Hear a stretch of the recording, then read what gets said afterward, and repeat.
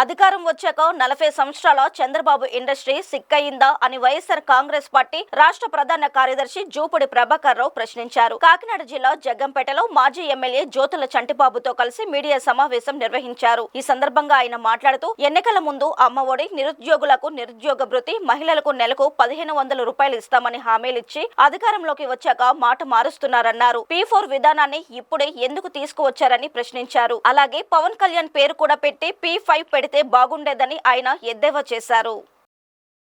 P4 ఇప్పుడు ఎందుకు తీసుకొచ్చారు?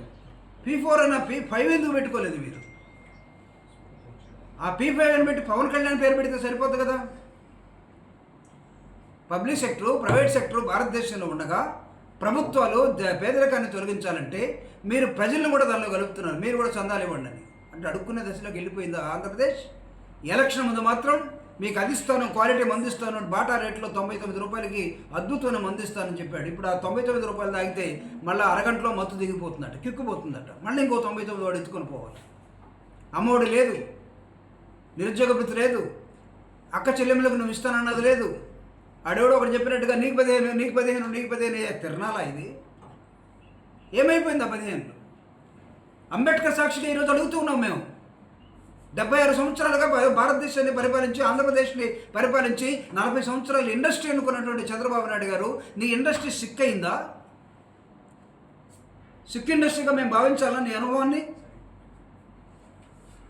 నీకు మళ్ళీ సపరేట్మైన రాయితీలు ఇవ్వాలా సిక్ ఇండస్ట్రీని మళ్ళీ లైమ్లైట్లో తీసుకురావాలంటే? కాబట్టి తప్పుడు పద్ధతుల్లో పోతున్నటువంటి ప్రభుత్వానికి హెచ్చరిక చేస్తూ ఉన్నాం. మాకు తెలుసు ఎలా పరిపాలించాలో. రాజశేఖర రెడ్డి గారి దయ వల్ల ఎమ్మెల్సీ అయినటువంటి 8 సంవత్సరాలు నేను కౌన్సిల్లో, అసెంబ్లీలో, పార్లమెంటరీ సిస్టమ్ ఎలా ఉంటుందో చూసాం. ఒక్కడు బాధ్యతాయుతంగా లేడు. ప్రభుత్వాన్ని, సమాజాన్ని నాశనం చేసే క్రమంలో వెళ్ళిపోతున్నటువంటి నేపథ్యంలో అంబేద్కర్ ఆలోచన విధానం వర్ధిల్లటం కోసం అంబేద్కర్ జన్మదినాన ఈరోజు మనకి ఏం గుర్తు చేస్తుందంటే తిరిగి మళ్ళీ ఒక గాడిలోకి రావాల్సిన ప్రభుత్వాలు కావాలి. ఇప్పుడు ప్రభుత్వాల్లో ఉన్నటువంటి మనుషులు వాళ్ళ మనసులు మారాల్సిన అవసరం ఉంది.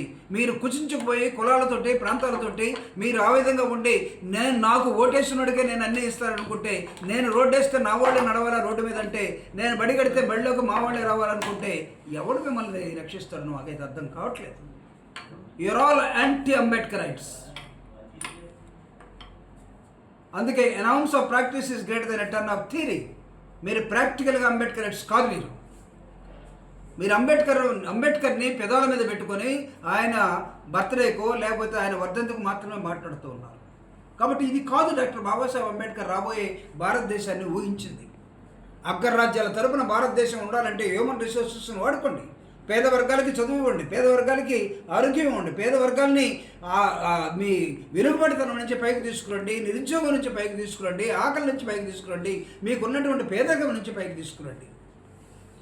సో వీటన్నిటి గురించి మాట్లాడటం మర్చిపోయి మీ ఇష్టం వచ్చినట్టుగా P4 అనొకడు, P5 అనొకడు, P6 అనొకడు. రేపు పవన్ కళ్యాణ్ తగాదకు వస్తే ఏమయ్యా P4లో నేను కూడా భాగస్వామి కదా, నా పేరు ఉండాలి కదా, నా పేరు కూడా పవనే కదా, ఒక తగిలించమంటే తగిలిస్తారా? డిప్యూటీ సీఎం కావాలంటే లేదు మావాడు అసలు మా జూనియర్ రాజు ఉన్నాడు, ఆయన కావాలని చెప్పి డిప్యూటీ సీఎం అని ఎగబడిన వాళ్ళు దీనిలో Pలో ఈ P4లో పవన్ కళ్యాణ్ లేడు. ఇక్కడ ఏం చెప్తారో చెప్పండి.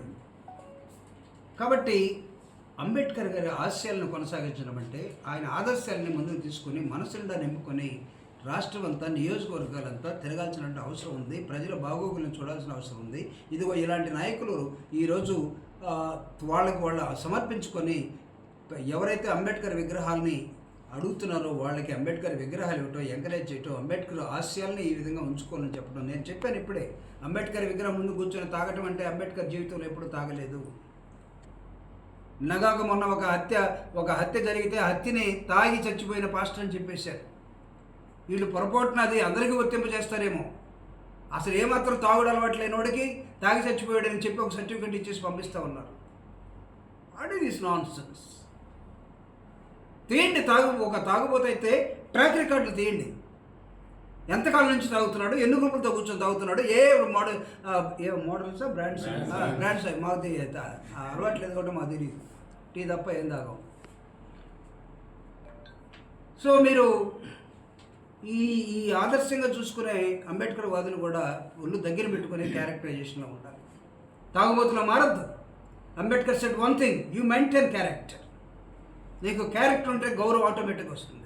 నువ్వే తాగుబోతుగా, తిరుగుబోతుగా, అబద్ధాలు కోరగా, లేకపోతే ఇంకో విధంగా మారిపోతే నువ్వు అంబేద్కర్ గురించి మాట్లాడే హక్కు నీకు ఎక్కడదని కూడా చెప్తావు. లేకపోతే అంబేద్కర్ వ్యతిరేకుల్ని తిట్టే హక్కు కూడా నీకు లేదు, మనం కోల్పోతాం. కాబట్టి try to be a characterized person. Doctor Babasaheb Ambedkar ప్రపంచ జ్ఞానాన్ని తీసుకొచ్చి భారతదేశానికి ఇచ్చి ఈ విధంగా పరిపాలించుకొని చెప్తే పరిపాలించుకోవడానికి చేతగానటువంటి ఎదవుల చేతుల్లో భారతదేశం వెళ్ళిపోయింది. వాళ్ళు ఇంకా అంతరాలు మిగిల్చి అడుగుతున్న వాడిని ప్రశ్నిస్తున్నాడని చెప్పి చంపేసే దిశలోకి వెళ్ళిపోతున్న నేపథ్యాన్ని వైఎస్ఆర్ కాంగ్రెస్ పార్టీ తీవ్రంగా ఖండిస్తాం.